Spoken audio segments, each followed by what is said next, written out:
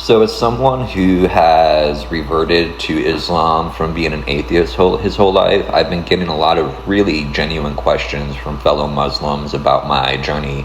And one in particular sent me a long list of questions, and one of them I want to read you the question and read my response to get some understanding of why I chose Islam. So this person asks, how did you land on the Qur'an, and how did it feel reading the Qur'an for the first time?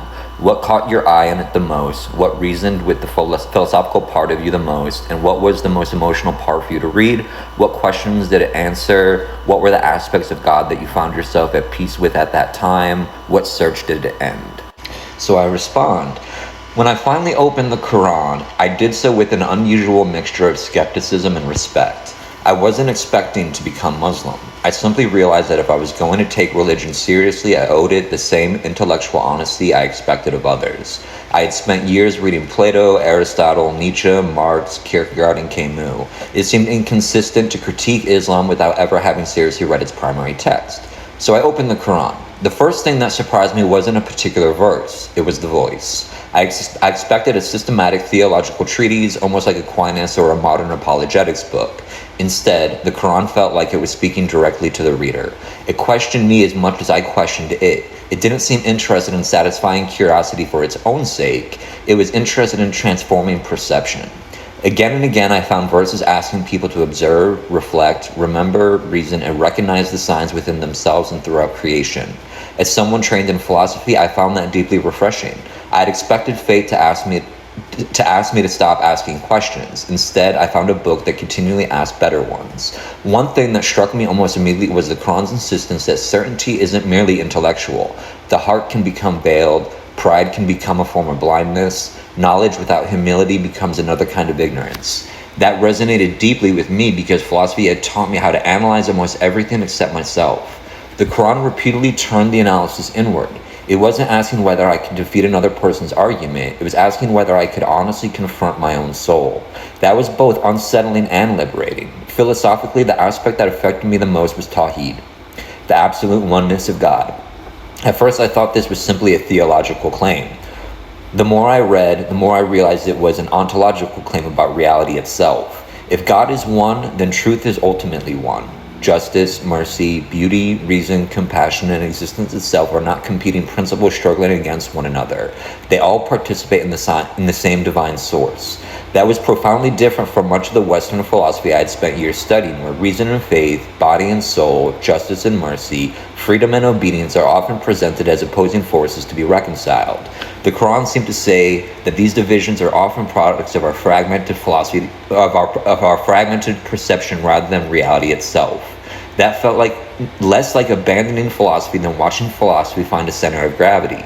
Emotionally, the most powerful realization wasn't about heaven or hell, it was mercy. For most of my life, God had represented judgment, or absence, or an impossible moral question that suffering had already disproven. The Quran introduced me to a God whose first revealed relationship to creation is mercy. Every chapter begins by reminding the reader that God is the entirely merciful, the especially merciful, the Bismillah. That repetition began changing me long before I consciously realized it. I had spent years asking whether God was just. The Quran taught me to ask whether I had underestimated his mercy. That didn't erase difficult questions about suffering, but it transformed the way I approached them. Instead of standing outside reality demanding explanations, I slowly learned to stand within it and with trust. The Quran also answered a question I didn't know I had been asking. For years I had believed morality was real, love was real, beauty was real, sacrifice was real. But under strict materialism, they often felt like remarkable accidents, deeply meaningful to us, but ultimately derivative of physical processes. The Quran allowed me to understand them differently, not as illusions, not merely as evolutionary strategies, but as signs. They were no longer things I had to explain away. They became windows through which reality disclosed something about its creator. Perhaps the greatest peace I found was with the character of God himself. I had rejected belief because I couldn't reconcile suffering with the image of God I carried. The Quran didn't answer every philosophical objection I had. What it gave me instead was a God worthy of continued trust even before every question had been resolved. I found myself at peace with the idea that finite beings may not fully comprehend infinite wisdom. That wasn't an invitation to stop thinking. It was an invitation to think with humility. As for what search Islam ended, in one sense, none. It gave me new questions every day. but it ended the search that had quietly governed my entire intellectual life. I had spent years trying to build a worldview in which every piece fit because I had assembled it. Islam taught me that truth is not something I construct, it is something I receive, inhabit, and continually submit myself to. That is why the word Islam eventually became so meaningful to me. Submission no longer sounded like surrendering my mind, it sounded like surrendering my pride, and those turned out to be very different things. Looking back, I don't think Islam gave me a different world. It taught me to see the same world differently.